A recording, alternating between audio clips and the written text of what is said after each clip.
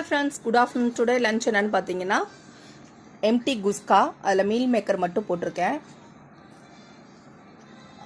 Boiled egg, cauliflower 65, cucumber raita. இந்த combo பிடிச்சிருந்தா like பண்ணுங்கள், உங்கள் வீட்டில் என்னன்னு சொல்லி கமெண்ட் பண்ணுங்கள், பார்க்குறவங்க சப்ஸ்கிரைப் பண்ணிவிட்டு பாருங்கள். பாய்.